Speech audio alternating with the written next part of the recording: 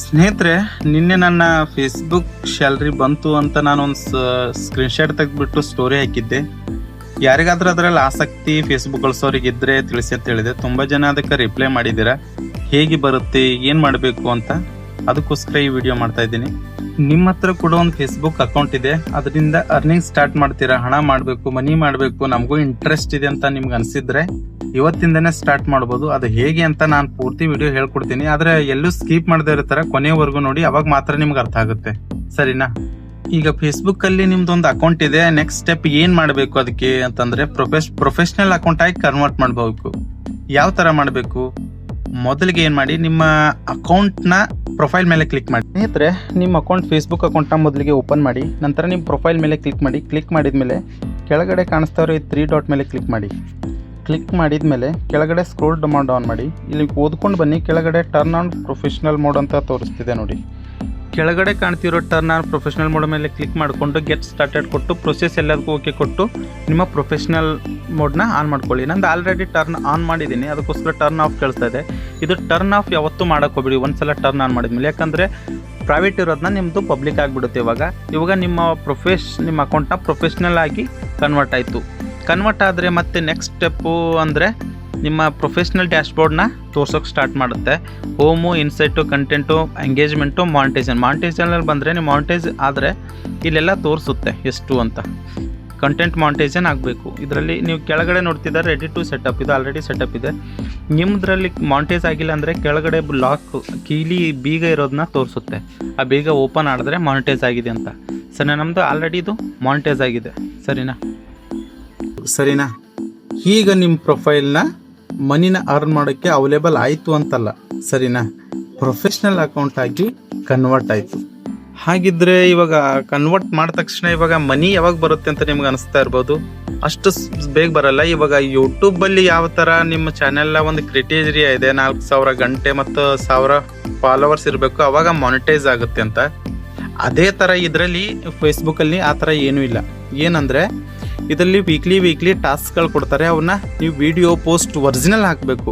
ಅಂದರೆ ನೀವು ಎಲ್ಲೇ ಕೂಡ ಯಾವುದೇ ಇಂಟರ್ನೆಟ್ ಜಾಗದಲ್ಲಿರೋ ವೀಡಿಯೋಸ್ ಆಗಲಿ ಅಥವಾ ಫೋಟೋಸ್ ಆಗಲಿ ಅಥವಾ ಮ್ಯೂಸಿಕ್ ಆಗಲಿ ತಂದು ನಿಮ್ಮ ಪ್ರೊಫೈಲ್ನಲ್ಲಿ ಹಾಕಬಾರ್ದು. ನೀವು ಪ್ರೊಫೈಲ್ಸ್ನಲ್ಲಿ ಮಾಡಿದ್ರಿ ಅಂದರೆ ನೀವು ಹಣ ಗಳಿಸೋಕ್ಕೆ ಅರ್ಹರಾಗಿದ್ದೀರಾ. ಇವಾಗ ಬೇರೆ ಯಾರ್ದು ಕೂಡ ಕಂಟೆಂಟ್ನ ನೀವು ಬಳಸೋ ಹಾಗಿಲ್ಲ. ಬಳಸಿದ್ರೆ ನಿಮ್ಮ ಅಕೌಂಟ್ನ ಅವರು ಡಿಸೇಬಲ್ ಮಾಡ್ತಾರೆ ಅರ್ನಿಂಗ್ಸ್ನ. ನೀವು ಎಷ್ಟು ಫಾಲೋವರ್ಸ್ ಇದ್ರು ಎಷ್ಟು ಹಾಕಿದ್ರು ಕೂಡ ಮನಿನ ನಿಮ್ಮ ಬ್ಯಾಂಕ್ ಬರೋಕ್ಕೆ ಸಾಧ್ಯ ಇಲ್ಲ. ಸರಿನಾ? ಪ್ರೊಫೆಷ್ನಲ್ ಮಾಡಿದ ತಕ್ಷಣ ನೀವು ಏನೇ ಇದ್ರು ನಿಮ್ಮ ಮೊಬೈಲ್ನಲ್ಲಿ ಕ್ಲಿಕ್ಸಿದ್ದಾಗಲಿ, ನಿಮ್ಮ ವಾಯ್ಸ್ ಸೇರಿಸಿ ವಿಡಿಯೋ ಮಾಡಿದ್ದಾಗಲಿ ಪ್ರತಿಯೊಂದು ಕೂಡ ನೀವೇ ಇದು ಮಾಡಬೇಕು. ಹಾಗಿದ್ರೆ ನೀವು ವಿಡಿಯೋನ ಫೇಸ್ಬುಕ್ಕಲ್ಲಿ ಅವೈಲೇಬಲ್ ಇರುವಂಥ ಮ್ಯೂಸಿಕ್ಗೆ ಆ್ಯಡ್ ಮಾಡಿ ನೀವು ರೀಲ್ಸ್ ಮಾಡ್ಬೋದು, ಆಗಲ್ಲ ಅಂತಲ್ಲ. ಆದರೆ ನೀವು ಒರಿಜಿನಲ್ ಮಾಡಿದಷ್ಟು ನಿಮ್ಮ ಪ್ರೊಫೈಲ್ನ ಬೇಗ ಮಾನಿಟೈಸ್ ಆಗುತ್ತೆ. ಯಾವಾಗ ಆಗುತ್ತೆ ಹಾಗಿದ್ರೆ ಮಾನಿಟೈಸು? ನಿಮ್ಮ ಒರಿಜಿನಲ್ ಫೋಟೋಗಳಾಗಲಿ ಒರಿಜಿನಲ್ ವೀಡಿಯೋಸ್ ಆಗಲಿ ಪ್ರತಿದಿನ ಹಾಕ್ತಾ ಇರಿ.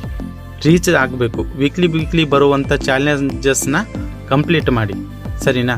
ಕಂಪ್ಲೀಟ್ ಮಾಡಿದ ತಕ್ಷಣ ಒಂದು ವಿಡಿಯೋ ಸಹ ಇಷ್ಟು ವಿಡಿಯೋನ 1000 ವ್ಯೂಸ್ ಹೋಗಿದೆ, ಇಷ್ಟು ವಿಡಿಯೋ 3-5 ವ್ಯೂಸ್ ಹೋಗಿದೆ, ಈ ಥರ ಕಂಪೇರ್ ಮಾಡಿಕೊಂಡು ಫೇಸ್ಬುಕ್ಕು ಇಂತಿಷ್ಟು ದಿನದಲ್ಲಿ ಅಂತ ಆಟೋಮೆಟಿಕಲಿ ಅವರೇ ನೋಟಿಫಿಕೇಶನ್ ಕಳಿಸ್ತಾರೆ ನಿಮ್ಮ ಚಾನೆಲ್ನ ಮಾನಿಟೈಸ್ ಆಗೋಕ್ಕೆ ಅವೈಲೇಬಲ್ ಆಗಿದೆ ಅಂತ. ಇದರಲ್ಲಿ ಫೇಸ್ಬುಕ್ಕಲ್ಲಿ ಮಾನಿಟೈಸೇಷನ್ ಇನ್ವೈಟ್ ಓನ್ಲಿ, ಅಂದರೆ ಅವರೇ ಕಳಿಸ್ತಾರೆ ಇವತ್ತು ಅಂತ. ಜಾಸ್ತಿ ರೀಚ್ ಆಗಲಿ ಅಥವಾ ಜಾಸ್ತಿ ಜನಕ್ಕೆ ರೀಚು 1 ಮಿಲಿಯನ್ 2 ಮಿಲಿಯನ್ ಈ ಥರ ಹೋದ್ಮೇಲೆ ವಿಡಿಯೋಗಳು ಅವರೇ ಕಳಿಸ್ತಾರೆ. ನೀವು ತಾಳ್ಮೆ ಕಳ್ಕೊಬಾರ್ದು ಇದರಲ್ಲಿ. ಯಾಕಂದರೆ ನೀವು ಇದರಲ್ಲಿ ಕೆಲಸ ಮಾಡಬೇಕು ಅಂದರೆ ನೀವು ಪೇಷನ್ಸ್ ಇಟ್ಕೊಂಡು ಕೆಲಸ ಮಾಡಬೇಕು. ಮತ್ತು ಡೈಲಿ ಕಂಟಿನ್ಯೂ ವೀಡಿಯೋಸ್ಗಳು, ಫೋಟೋಸ್ಗಳು ಏನೇ ಇದ್ದರೆ ಏನಿದೆ ವಿಡಿಯೋ ಅದನ್ನ ಮಾಡಿ ಹಾಕ್ತಾ ಇರಬೇಕು. ಕಂಟಿನ್ಯೂ ಹಾಕಿದ ತಕ್ಷಣ ಮಾನಿಟೈಸ್ ಆಗುತ್ತೆ. ಸರಿನಾ? ಹಾಗಿದ್ರೆ ಮಾನಿಟೈಸ್ ಇವಾಗ ಅದ್ರ ಜೊತೆ ಫಾಲೋವರ್ಸ್ನ ಇಂಪ್ರೂವ್ ಮಾಡ್ಕೋಬೇಕು. ಮತ್ತು ಇವಾಗ ಪ್ರೊಫೆಷ್ನಲ್ ಮೋಡ್ ಆನ್ ಮಾಡಿದ್ಮೇಲೆ ಫಾಲೋವರ್ಸ್ ಎಷ್ಟು ಇರ್ತಾರೆ ಅಂದರೆ ನಿಮ್ಮ ಪ್ರೊಫೈಲ್ನಲ್ಲಿ ಎಷ್ಟು ಜನ ಫ್ರೆಂಡ್ಸ್ ಲಿಸ್ಟಲ್ಲಿ ಇರ್ತಾರೆ. ಒಂದು 500 ಇದ್ರು, 1000 ಇದ್ರು, 3000 ಇದ್ರು, ಅಷ್ಟು ಜನ ನಿಮ್ಮ ಫಾಲೋವರ್ಸ್ ಅಂತ ತೋರಿಸುತ್ತೆ.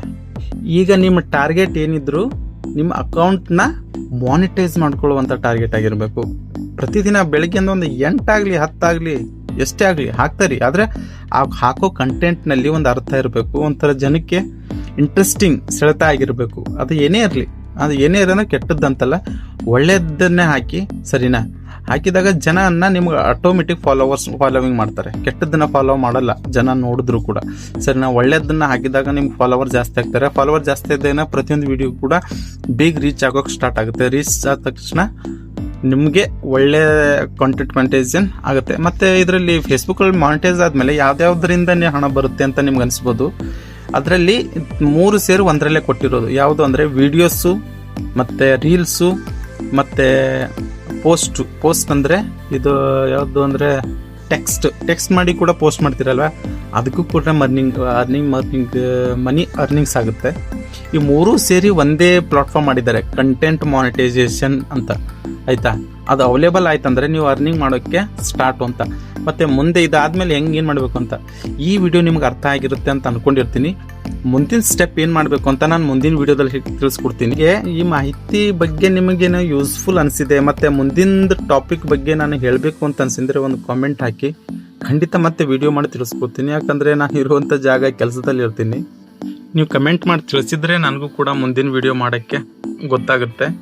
ಅದೇನಂದ್ರೆ ಇಲ್ಲಿ ಯಾರು ಕೂಡ ಮನಿನ ಅರ್ನಿಂಗ್ಸ್ ಮಾಡ್ತಾ ಇದಾರೆ, ತುಂಬಾ ಲಕ್ಷ ಮಾಡ್ತಾ ಇದಾರೆ. ಅವ್ರು ಯಾರು ಕೂಡ ಈ ತರ ಇನ್ಫಾರ್ಮೇಶನ್ಗಳು ಕೊಡೋದಿಲ್ಲ. ಯಾಕಂದ್ರೆ ಇದರಿಂದ ಅವ್ರು ಮಾತ್ರ ಬೆಳಿಬೇಕು ಅನ್ನೋ ಒಂದು ಇದೆ. ನಾನು ಸುಮಾರು 2012ರಿಂದ ಈ ಫೇಸ್ಬುಕ್ ಇವೆಲ್ಲ ಓಪನ್ ಮಾಡಿದ್ದೀನಿ. ಅವಾಗಿಂದನೇ ಮೊಬೈಲ್, ಇಂಟರ್ನೆಟ್, ಸೋಷಿಯಲ್ ಮೀಡಿಯಾ ಬಳಸ್ತಾ ಇದ್ರು ಕೂಡ ಯಾರು ಕೂಡ ಇನ್ಫಾರ್ಮೇಶನ್ ಕೊಡ್ತಾ ಇರಲಿಲ್ಲ ಯೂಟ್ಯೂಬಿಂದ ಹಣ ಬರುತ್ತೆ ಅಂತ. ಫೇಸ್ಬುಕ್ಕಲ್ಲಿ ಇವಾಗ ರೀಸೆಂಟಾಗಿ ಸ್ಟಾರ್ಟ್ ಆಗಿದೆ, 1 ವರ್ಷ 2 ವರ್ಷ ಆಯಿತು. ಆದರೆ ಮುಂಚೆ ಯೂಟ್ಯೂಬಿಂದ ಬರ್ತಾ ಇತ್ತು ಕೂಡ, ಆದರೆ ಯಾರೂ ಇನ್ಫಾರ್ಮೇಷನ್ ಕೊಡ್ತಾ ಇರಲಿಲ್ಲ ಸ್ನೇಹಿತರೆ. ಅವಾಗಿಂದ ನನ್ನ ಹತ್ರ ಮೊಬೈಲ್ ಎಲ್ಲ ಇತ್ತು, ಆದರೆ ನಾನು ಜಾಸ್ತಿ ಫೋಕಸ್ ಮಾಡಿದ್ದು ಇನ್ಸ್ಟಾಗ್ರಾಮ್ ಮೇಲೆ. ಏನಾದರೂ ಅಂದರೆ ಈ ತುಂಬ ಜನ ಇಂಟ್ರೆಸ್ಟ್ ಇರೋರು ಇದ್ದೀರಾ, ಕೈಯಲ್ಲಿ ಒಂದು ಸ್ಮಾರ್ಟ್ಫೋನ್ ಇದೆ, 2 GB ನೆಟ್ ಇದೆ, ಬರೀ ರೀಲ್ಸ್ ನೋಡೋಕ್ಕೋಸ್ಕರ ವೇಸ್ಟ್ ಮಾಡೋಕೆ ಹೋಗಬೇಡಿ.